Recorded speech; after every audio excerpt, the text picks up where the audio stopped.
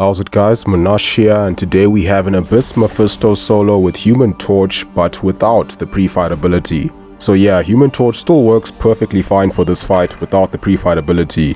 The only thing is now you're actually gonna have to put in some effort instead of cheesing it with that OP Nova Flame damage. And I've already made a video on how to fight Mephisto without the pre-fight, but it was 11 months ago, so before I hit puberty again, and I didn't solo that time. I got him down in one revive, and I still see people asking what do I do if I lose the pre-fight before I take out Mephisto, especially if they're using an unawakened torch because you don't get it back. So I was just strolling through Abyss for my Sorcerer Supreme shenanigans, and then eventually I got to Mephisto. So instead of just activating the pre-fight and taking him out in about 50 odd hits, I decided how about I don't do that and see if I can still solo him without it this time. So that's what I did, and it worked out pretty well, so now I'm making a video. By the way, when I said I hit puberty again, that was just a joke, because there was this guy who watched a bunch of my older videos, then he watched one of my newer ones where my voice sounds deeper, and he was genuinely shocked by that. You know, he thought that either I was doing some kind of weird voice modulation exercises, or I just hit puberty again. But of course the reality is I just got a new microphone a couple of months ago, so it just sounds deeper because I'm no longer using a crappy mic. I mean, I'm still using a relatively cheap mic, but it's much better than the previous one.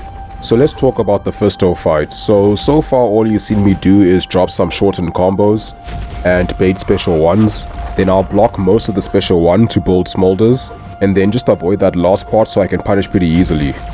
And I'm not doing any meaningful damage because Mephisto takes no damage from Incinerate debuffs. So what I need to do is utilize the special 3 to enter Nova form. Then I can start applying Nova Flames for a few seconds, which is why it helps to parry before the special 3, so you can just rush in afterwards and get in a few hits pretty quickly. And a few hits make a pretty big difference in this fight because of all those smolders. I took 12% of his health with 5 hits there. And that's basically the core of the strategy. So you want to do shortened combos so you don't give him too much power with those Incinerate debuffs, cause ideally you want to bait the special 1, which is typical when fighting Mephisto, unless you're using Void of course, then it doesn't really matter once you have the Petrify. But yeah, bait special 1 and block the first part to build smolders, and to get a little bit more power, which does add up over time, cause you're gonna block a lot. Build to special 3 and ideally you want to parry before throwing it. Unless you're losing too many hits, then you can just throw it without parrying. Then after that you want to rush in and do as much damage as you can while you're still in Nova form. And during that time you want to be wary of him being able to activate his aura of incineration. You do want to play aggressively, but you can't always do that if he has a chance to get 3 bars of power with the Incinerate aura. Okay, so that's just one way of entering Nova form.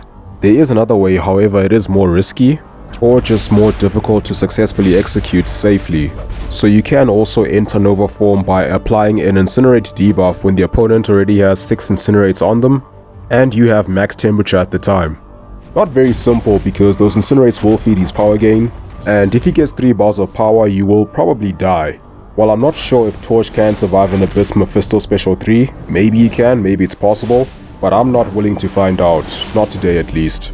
Also, it's worth mentioning that this also applies to Nova Flames. So if you apply a Nova Flame when the opponent already has 6, then you'll actually be able to reactivate Nova form, which is what happened here after I got rocked by the special 1.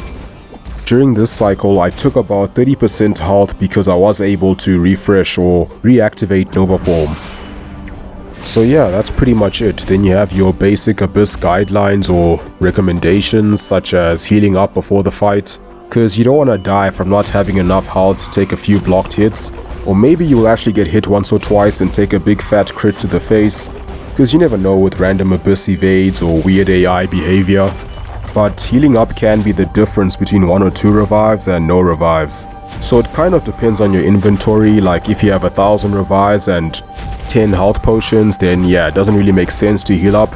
But if you have a lot more health potions than revives like most people, then yeah, it does really help.